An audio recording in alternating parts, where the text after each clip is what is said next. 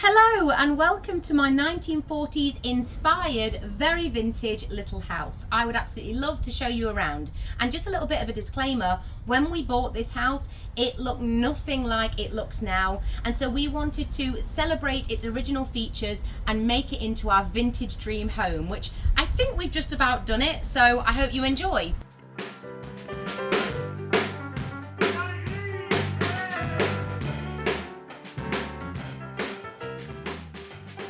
So when you first come into my house, you'll see our very little hallway, but we still wanted to make this a very comforting space. Now these cast iron hooks were originally painted over, which I absolutely hate it when people do that, and we were going to bring them back to the raw iron, but that's a lot of work, so we've kind of gone for a shabby chic look instead, and we've brought all of the wood back to wood because again, that was painted as well. We've got some lovely vintage wallpaper in here, matching pheasant wall hangings. We've got a barometer, my old childhood doll's house, Paddington, of course. He is one of our favourite characters in this household. If you watch his TV series, there's also a little character called Pigeonton, which of course in this house we also love.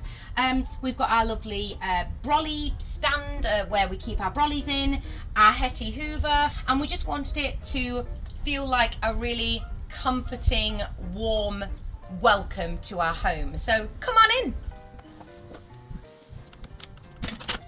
So this is our living space, and this space is one that we are really proud of because it took a lot of work. But the first thing we started with was we uncovered the hardwood floors by randomly tearing up our laminate floors one Saturday afternoon, and we also found this beautiful stencil drawing around all of the hardwood floors and upstairs as well. We don't know what era that's from. If anybody knows when stencil drawings on your floor became quite popular, just drop a comment, but we absolutely love them and we kept that straight away. This brick was here when we moved in, but the fireplace was probably from the sort of 80s and 90s, and we didn't like that, and so we took that out and we installed a log burner. Now it's actually a multi-fuel burner, so it doesn't just burn wood, so we're trying to be kind to the environment, and it's definitely not strictly 1940s, but we thought it was more in keeping with the traditional feel of the house. As you can see, we've got lots of lovely grandmacore sofas. This one only cost £20, and the smaller one cost £30, which is a little bit strange, but never mind. And then if you come this way, we have what I like to call Grandma's Corner. So this is a dresser that my grandparents gave to my mum years ago. It has followed us from house to house to house and was actually a big inspiration for keeping the vintage themes in our home going, and we absolutely love it. This is my grandparents' clock, which we also love, and we've got lots and lots of old books, and this house is very much about a feeling of, like, you know, a parlour room feel. We really wanted that for this room because we want the house to be filled with textures and memories and character, and that's what we wanted to achieve. So lots of tasselled lampshades. As you can see here, we've got a tasselled lampshade here which was from a charity shop, and another couple of things to point out, some Tiffany lamps. Now we love our Tiffany lamps, and these weren't expensive at all. I think this one was from a jumble sale, and we've got another one over there that cost a tenner. Let me show you that one.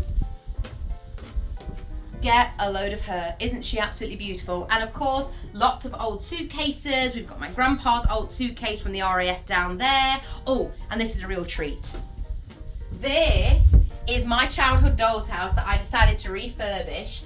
And if you go inside, it is basically a recreation of my house, but in mini form. Everybody calls it a doll's house anyway, so I thought that would be really cute. We've got things for the fireplace down here just to try and keep it clean. And I think that's about everything. Oh, and we kept the original ceiling rose, which is off center. Drop a comment if you know why ceiling rows are never in the center of a room. I'd love to hear if you know why that is. And I think it's about time to head to the kitchen. So this kitchen is where the renovations first started. This is where we really started to go all out with the vintage. Obviously, I have to point out Glenda. She is our absolute pride and joy. She is a late 1940s cooker that my mum found on eBay for £16, and then we took a a journey to Liverpool to go and pick her up, and then we had a professional gas fitter come and fit her. She's worked like a dream since. She lights with a match. We absolutely adore her, and she's just great. So she's pride of place. Weirdly, the kitchen was already a mint green before we even introduced her into the kitchen, so that's kind of weird. Come this way. So through here we've got what would have been the original pantry, and we've kept it as a pantry. I'm sure most people would have knocked this through to have a bigger kitchen, but that just wasn't our vibe. So we keep all of our vintage baking utensils in here and lots of other various things, a 1940s bread bin. So as you can see, it's still heavily inspired by the 1940s, but it is an eclectic mix of things. So yeah, and then if you come over here, you've got our lovely Belfast sink featuring a wonky hot tap, which we think adds a bit of character. And my friend built all of these units with the kitchen in mind, which was really cool. Yeah, we just couldn't not have a Belfast sink. Again, we felt it was more in keeping with the age of the house. This house was built in the 1920s, by the way. And if you just go back there and look here, you can see our lovely Welsh dresser. Now this isn't vintage, this was just something that we found and we really liked, but we have filled it with lots of vintage items. It's kind of maximalist, it's kind of cluttercore, grandmacore, but it's still in order and we still really like it. And finally, we've got the Smeg fridge. There weren't fridges in the 1940s commonly, so this one was just because we loved it, and my nan gave it to us secondhand, and it just, I mean, come on, it just goes so well. Should we go to the bathroom? So this is our very 1940s inspired bathroom. Now because of budget, we couldn't change the appliances themselves, but we could add a vintage twist to them. So we have painted the bath panel black, and the toilet seat and all the piping. Of course, we've added some mallard ducks, and this gorgeous cabinet is an original dainty maid from the 1950s that was just sat in our outhouse and we didn't even realise. So we refurbished her. We think she looks really good. We've got some paintings, there's a lot more of those to come, some vintage clocks, and obviously we've gone for that traditional lemon yellow black blinds as well, just to make it feel, again, a little bit nostalgic. Okay, we're going that way. So now we're going to go up the stairs. So the great thing about these stairs is that obviously they have an original 1940s stair runner, but what I love about going up this part of the house is all of the beautiful paintings. It is like a mini gallery. It's all my mum's fault. She absolutely loves vintage paintings, and we have so many. So I hope you enjoy them. Oh, by the way, this was a nightmare to install, particularly because our stairs go around a corner. So if you want to install a stair runner, my thoughts and prayers are with you. So follow me. So here we've got one of the original stained glass that used to be at the front of the house. I forgot to say, in the living room, we've now replaced that stained glass for double glazed windows, but we recreated the pattern, which was probably the biggest unnecessary expense of our house, but we just couldn't not, because it's such a beautiful pattern. And as you can see, we've repurposed the originals as well. And this is a lovely original sash window that we were absolutely not getting rid of. It's very rattly, but it just adds character and we love it. Should we go this way? In here you have my beautiful cat Betty. Ooh. And this is my mum's bedroom. So in here it's very floral. You can see her love of paintings all over again. Her eider-down, both of the eider-downs. This was 50p from a jumble sale. You would never get that these days. And again, my mum just loves that very vintage, but still very light, very airy kind of feel. Old suitcases, heavy curtains, old clocks, creaky floorboards, all that kind of thing. We really enjoy that. It gives a lot of character. And she's also got a secret little surprise just through here. So this is a little toilet, and We were thinking whether to keep this or not, but we thought we would keep it because it's just a really nice little nooky space where Mum can keep all of her beauty products and things.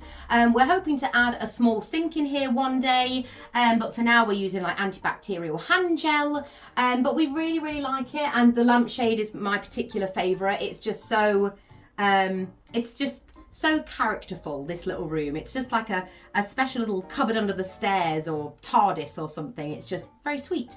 Anyway, follow me.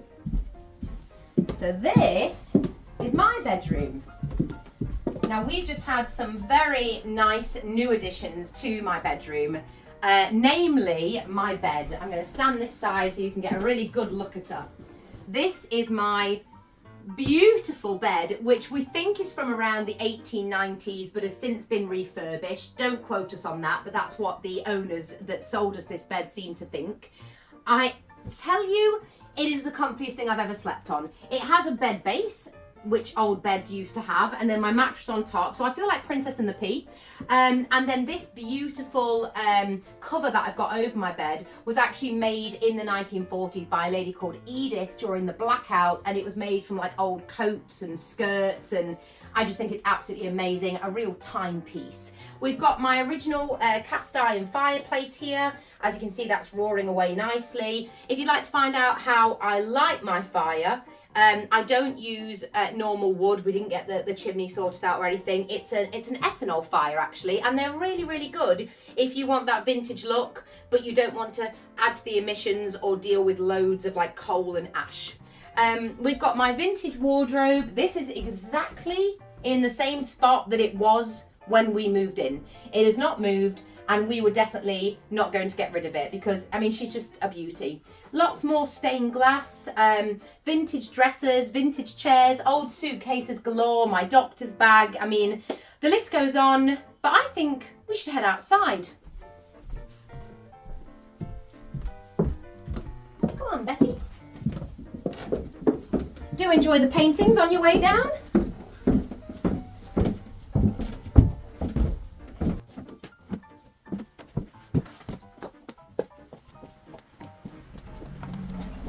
So I like to call our garden space the Wallace and Gromit garden because it's just your very standard British garden. But just over there we have got some self-built allotments which we haven't had a chance to plant anything in this year, but you know, they're always there, so that doesn't matter. And I even have an aviary filled with homing pigeons, but maybe that's a story for another time. But what I really love is this area of the garden. So this is our outhouse, and obviously our lovely garden furniture. In the outhouse I've got all of my gardening tools and lots of books to read about gardening because we really do enjoy gardening in this house, and it's just like a really nice gentle space, and it just makes me feel comforted and like I've entered into a sanctuary and kind of escaped the noisy busyness of the everyday that sometimes gets a bit too much. And every so often I think slowing down is the best thing in the world. So if you don't mind, I'll see you later.